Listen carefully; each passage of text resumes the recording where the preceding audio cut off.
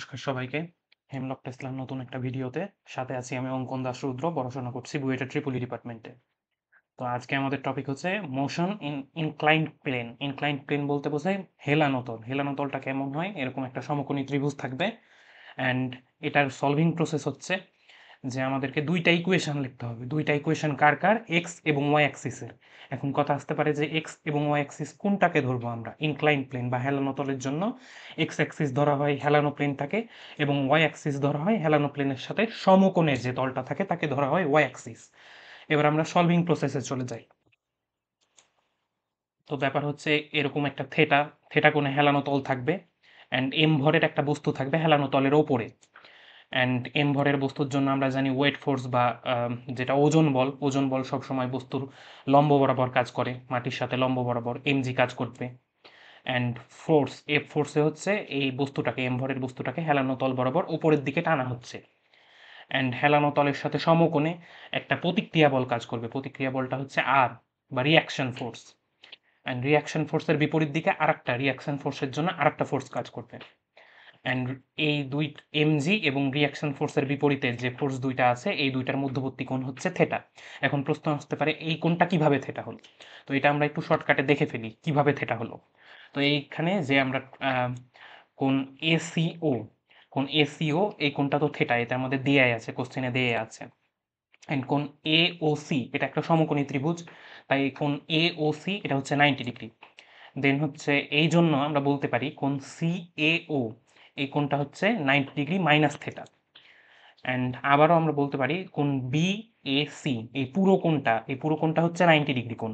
কারণ সরল 90 ডিগ্রি, কারণ ওই যে হেলানো তল এক্স অক্ষের সাথে ওয়াই অ্যাক্সিস সমকোণে আছে, তাই আমরা বলতে পারি কোণ B A C equal to 90 degree. And B A সিকে যদি আমরা ভাঙি তাহলে B A O plus C A O এই দুইটা কোণ পাই। এখন এখান থেকে সলভ করে আমরা কোণ বিএও ইকুয়াল টু থেটা ডিগ্রি পাই, মানে ওই যে ওই দুইটা বলের মধ্যবর্তী কোণ থেটা। এখন ওই কোণটা যদি থেটা হয় তাহলে এই দিকে যে উপাংশটা কাজ করবে ভরের বা ওজন বলের, ওজন বলের উপাংশটা কাজ করবে হচ্ছে এমজি কস থেটা। অ্যান্ড এই বরাবর বা এক্স অ্যাক্সিস বরাবর যে উপাংশটা কাজ করবে সেটা হচ্ছে এমজি সাইন থেটা। এখন আমরা লিখি ওয়াই অ্যাক্সিসের জন্য যদি আমরা ইকুয়েশন লিখি তাহলে আমরা পাবো হচ্ছে R equal to MG cos theta. কারণ ওয়াই অ্যাক্সিসে তো বস্তুটা স্থির আছে, ওয়াই অ্যাক্সিস বরাবর উপরেও যাচ্ছে না, ওয়াই অ্যাক্সিস বরাবর নিচেও যাচ্ছে না, তাই দুইটা ফোর্স অবশ্যই সেম হবে। R equal to MG cos theta, এটা হচ্ছে আমাদের 1 নম্বর ইকুয়েশন।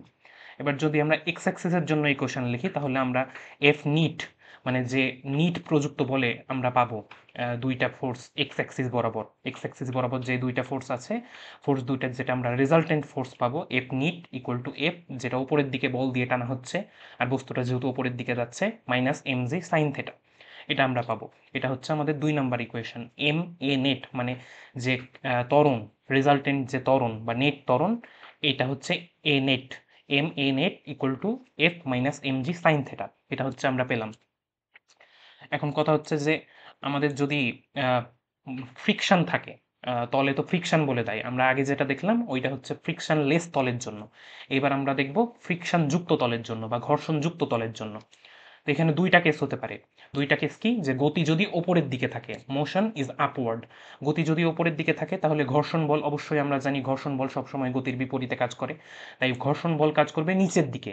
নিচের দিকে এমজি সাইন থেটার সাথে আরেকটা বল কাজ করবে, সেটা হচ্ছে ঘর্ষণ বল, ছোট হাতের এফ। তো আমরা যদি এখানে ওয়াই অ্যাক্সিসের জন্য ইকুয়েশন লিখি তাহলে আমরা দেখতে পাবো যে ওয়াই অ্যাক্সিস বরাবর যেহেতু বস্তুটা স্থির আছে R equal to MG cos theta, এখানে কোনো চেঞ্জ হচ্ছে না।